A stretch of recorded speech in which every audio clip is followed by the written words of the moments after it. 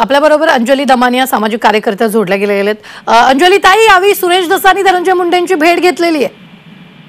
मला 4 ते 5 दिवसापूर्वी हीच बातमी कळली होती, पण आणि मला हेही कळलं होतं आणि मी एका माध्यमाकडे बोलताना आय थिंक त्याची अशीच मी पासिंग रिमार्क त्याच्यावर केला होता, कारण ती ऐकिवात बातमी होती, मला त्याची खात्री नव्हती म्हणून मी विशेष बोलले नाही।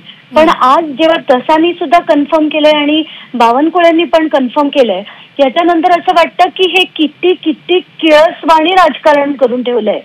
जर धस गेले किती दिवस आक्रोश मोर्चांमध्ये भाग घेत आहेत, त्या कुटुंबाला न्याय मिळवून देण्यासाठी लढताना दाखवतायत, अगदी सगळ्या स्टेजवरनं डायलॉग्स काय मारतायत, आणि हा व्यक्ती त्यांचे पाय थांबले का नाहीत, ते का गेले धनंजय मुंडेंना भेटायला, आणि आज सांगतायत की आम्ही फक्त त्यांच्या तब्येतीची विचारपूस करायला गेलो। ती विचारपूस फक्त डोळ्यांचं छोटूसं ऑपरेशन होतं, त्याच्यासाठी स्वतः जाण्याची गरज काय होती? त्यांना एवढी काळजी होती, माध्यमांमध्ये आल्यानंतर कळणार होतं ना त्यांना, आणि डॉक्टर लहाने ऑपरेशन करत होते, हे सगळं माहिती असताना नुसतंच गेले हे पॉसिबलच नाहीये। त्याच्यात बावनकुळे एकीकडे म्हणतायत की ते 4 ते 5 तास त्यांची भेट झाली होती, ते काय विचारपूस करायला काही 4-5 तास कोणी भेटणार आहे का? हे सगळं ऐकतीये ना, आणि त्याच्यात मग तो बावनकुळेंचा डायलॉग की त्यांच्यात मनभेद नाही आहेत, मतभेद आहेत, हा ऐकून ऐकून ना अक्षरशः कान खिटले आता। आणि तुमचं राजकीय सेटिंगचा ना वीट आलाय, आता वीट आलाय सगळ्यांना। आणि कुठे एक साधा माणूस, एक साधा सरपंच, त्याचं येऊन कोणी इतकी निर्घृण हत्या करतं, निर्दयी हत्या करतं, त्याच्यासाठी न्यायासाठी लोक बाहेर येतात।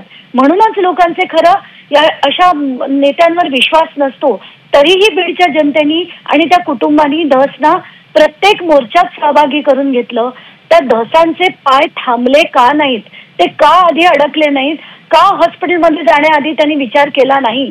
मला खूप वाईट वाटतंय हे सगळं ऐकून, खूप दुःख झालं, खूप दुःख। अंजली ताई, त्यांनी माध्यमांशी काही वेळापूर्वी बातचीत केली, त्यांनी म्हटलं मी लपून नाही भेटलेलो, आणि सगळ्यात महत्त्वाचं याआधीही त्यांनी हा मुद्दा माध्यमांसमोर म्हटलं होतं, आणि आता आजही त्यांनी म्हटलं की मी धनंजय मुंडेंचा राजीनामा मागितलेला नाहीये, हा सर्वस्वी निर्णय त्यांच्या पक्षाचा आहे। मी मला एक सांगा, हेच धस एकदा नाही 10 वेळा स्टेजवरनं म्हणाले होते की खंडणी मागण्याची सुरुवात ही सातपुडा बंगल्यातनं झाली होती। हे कोण म्हणालं? ते म्हणाले का मी म्हणाले? मग असं असताना सातपुडा बंगल्यातनं जर खंडणी मागितली गेली आणि एकदा नाही 100 वेळा त्यांनी आकाचा आका कोण, अमुक कोण, हे सगळे जे डायलॉग्स मारले होते, काय बनायचं या लोकांना? म्हणजे तुम्ही राजकारण करा, पण कुठे त्याला काही सीमा असावी की नाही? मला तर अक्षरशः आज खरंच खूप राग आला या सगळ्याचा, आणि बावनकुळेंचा देखील, फडणवीसांचा देखील, की तुम्ही राजकारण किती स्तराला जाऊन करणार आता? किळस येते यांच्या राजकारणाची। अंजली ताई, या सगळ्यांवर बावनकुळेंनी बोलताना म्हटलंय की हे दोघेही फार इमोशनल आहेत, मी त्यांच्याबरोबर 4-4.5 तास होतो, धनंजय मुंडे असो, सुरेश धस असो, हे दोघेही फार इमोशनल आहेत, त्यांच्यात मनभेद असू शकतात, मतभेद नाहीयेत, असं त्यांनी स्पष्ट म्हटलंय। नेमकं याचा अर्थ काय काढायचा? नाही, हे मनभेद नाही, मतभेद आहेत, हे हाच डायलॉग ना सगळीकडे हे लोक वापरतात की आमच्यात मनभेद नाहीत, मतभेद आहेत, आणि हवं त्याच्या बरोबर जातात, हवं त्याच्या विरुद्ध लढतात, लढण्याचं नाटक करतात। आता नाही या सगळ्याचा किळस यायला लागलाय की काय घाण करून टाकलंय राजकारण या लोकांनी, वाईट वाटतं बघून। निश्चित, धन्यवाद। अंजली दमानिया सामाजिक कार्यकर्ता आपल्याबरोबर जोडल्या गेलेल्या होत्या। ही सगळ्या